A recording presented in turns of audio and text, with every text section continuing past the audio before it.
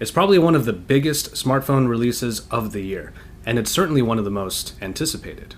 Samsung is throwing everything it's got into its newest flagship release. So does it live up to all of the hype? Hey, it's Joshua Vergara from Android Authority. What's going on, everybody? And yes, this is the Samsung Galaxy S4. The Samsung Galaxy S4 follows up the tremendously popular Galaxy S3 and hopes to not only please those loyal to the line, but also to entice anyone who has held out until now. The design of the S4 is largely derivative of its older counterpart. Especially in the white model, you have the white bezel shrunken down to accommodate the 5-inch screen, flatter sides, and a different layout for the rear camera and speaker. Otherwise, the button layout is just about the same as it was on the S3. The back cover is still removable. You not only get access to the SD card slot and battery, but you can even buy accessory covers like the smart cover or the wireless charging cover for added functionality. But the phone continues Samsung's trend of plastic bodies and covers. It may be a material choice that is starting to get old, but nonetheless, anyone who has used a S3 in the past will feel right at home here. Let me reiterate that. The Samsung Galaxy S4 feels pretty much like its predecessor. While the general aesthetic might be getting a little played out, remember that there is so much improvement everywhere else, and yet it is actually smaller than the S3. With the same height, the S4 sheds a fraction of the S3's thickness and is even a little bit narrower. Most important here, however, is that the S4 is even lighter. Though it might only be 3 grams lighter, there is a balancing to the Galaxy S4 that makes it feel like a feather. You can definitely call that a victory in the design department, as this is the best handling 5-inch screen device out there. Shortly after receiving this unit, I was able to text, chat, browse, and play with one hand comfortably. The flat sides make the phone easy to grip with your fingers and palm.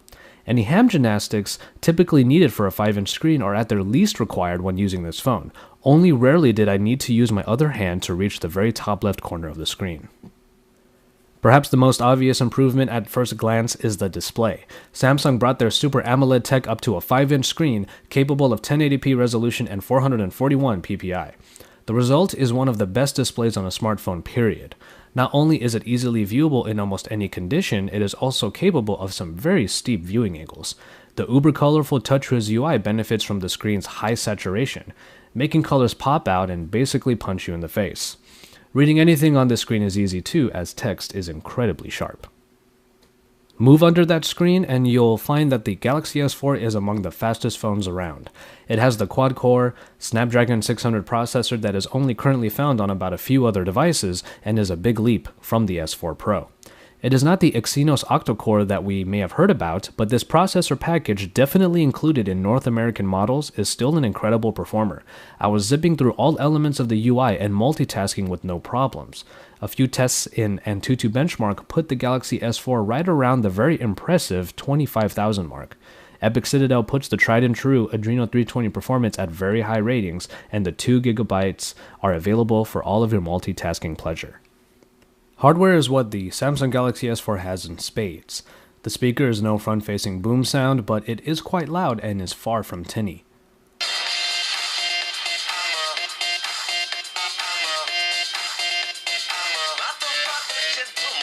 The S4 is then not only sporting expandable memory and a replaceable battery, but a host of new sensors and utilities for a bunch of uses. First one we'll list is a IR blaster capable of controlling a host of TVs, set-top boxes, and players.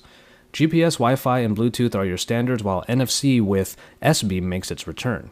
But there are many sensors add-in that complement the typical accelerometer and proximity sensor. You now have a barometer and a temperature gauge to check the general conditions around you, an RGB light sensor that helps adjust the color and white balance of the screen based on its detection of light, an infrared sensor for all hand and air gestures, and a Hall sensor for detecting closed smart covers, and finally, a compass. What is perhaps best about these additions is that software inclusions make them all useful in one way or another, but we'll get to that soon. The battery unit included with the S4 is of a higher capacity than most 5-inch screen device offerings. 2600 mAh are able to power this phone for quite a while, making the end of the day a little less precarious for the common user. With a bit of a robust test, using Wi-Fi and Netflix movies, the phone finally knocked out at right under the 4-hour mark. Otherwise, straight browsing time and playing videos from memory certainly came in at impressively long times, usually around 8 or so hours on Wi-Fi without disabling sync. It is definitely among the longest lasting 5-inch screen devices available, and with the ability to replace the battery when it finally runs out of juice, you really shouldn't have any power issues on the Galaxy S4. Improvements on the camera start off pretty standard. 13 megapixels are what you get this time around, while the front-facing camera gets 2. Additions are all in the application itself, in which there are now a bunch of new ways to use those optics. Ones you may expect include Best Face, which takes a burst shot and allows you to replace detected faces to find the right one you need for the shot. Animated Photo, which just basically takes that burst shot and creates animated GIFs from them. Here's a quick picture of the palm out in my front yard using sound and shot. HDR, and Panorama. You are also able to use both the front and rear facing cameras in order to create a dual shot picture or video. Now the big additions take further advantage of those burst shots via Eraser Mode and Drama Shot. Eraser detects the objects that move aside from your subject and background and erases anything not meant to be in the picture. Drama Shot instead adds the moving subject on top of the stable background, creating a nice looking one-picture burst subject. Both are nice to use as long as your device and the general background are stable. Picture quality on the S4 is really quite good. Just as the S3 was considered a great performer in the 8 megapixel space, the S4 is among the best in the 13 megapixel space. You get a great deal of detail, and the color saturation is high enough to make any picture nice and vibrant. With great quality and a host of ways to take a picture, the Galaxy S4 is definitely at the top of the list of smartphone cameras. And finally, we get to the software. TouchWiz is an Android UI that you either love or hate. Personally, I've never been a big fan of its more bloated and yet uber colorful look, though the great quality of the screen certainly helps make those colors really go nuts. But this time around, with the Jelly Bean 4.2.2 powered version of Samsung's UI, I actually didn't immediately replace it with a different launcher. While that might happen eventually, I have found why it is more tolerable this time around. It's the size of the screen. High-resolution displays often run the risk of making things uncomfortably small or weirdly spaced out, but the already enlarged and bloated TouchWiz elements translate perfectly to the 1080p display.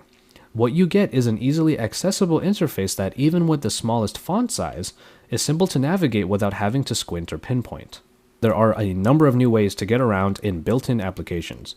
It might be a little daunting to look through all of these, but a large power widget in the notification dropdown gives you a quick glimpse. There are motion features that return, like direct calling, which calls the contact currently displayed automatically when the phone is brought to your face, or muting when turning your phone over onto its face. A sensitive screen allows you to get around even when wearing gloves, as well as use your finger like an S Pen to get quick previews of gallery albums. I think the most practical application of this Air View is previewing your last received text. And then there are all of the different air gestures that take advantage of the motion sensor. You can jump through a web page, go to the next picture, change the music track,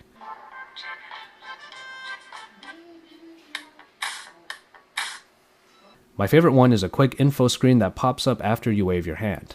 It's a brilliant way to quickly get the time, date, and notifications of missed calls and texts. Quick tip though, use some finesse. The sensor has to pick up the movement for the gesture to register, so you don't have to do it so fast.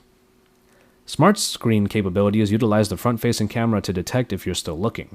The screen will stay on as long as the phone is at an angle and eyes are still on the screen. And Smart Pause will pause a video playing when you look away. I personally like the Smart Scroll. Let the phone detect your eyes, after which you can slightly tilt your head to look at the bottom or top of the screen, which will scroll a web page accordingly. You just have to take that extra second or two to allow the phone to detect your eyes.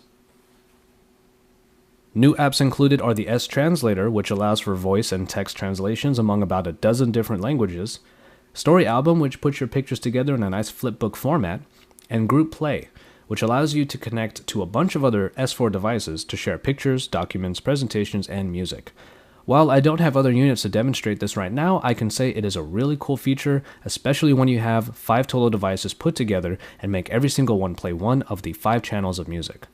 And finally, there's S-Health, perhaps the biggest endeavor. If you have ever used multiple diet or exercise tracking applications, Samsung has tried to consolidate them all into S-Health. You can track food from a database or from information you add in yourself, track physical activity, log weight, and even use the thermometer and barometer to check humidity and temperature of your surroundings. The gyroscope in the S4 can also be set on for tracking your steps. If your phone is in your pocket, why not put it to some work still? All of these features will be further augmented with a number of accessories you can buy, like a heart rate monitor, a wrist pedometer, and a weight scale. It's actually a nice suite of diet applications that can help anyone who gets into the habit of tracking to get into shape. To end, we have the price. The Samsung Galaxy S4 should be coming out on pretty much all major carriers, most of whom have already posted pre-orders.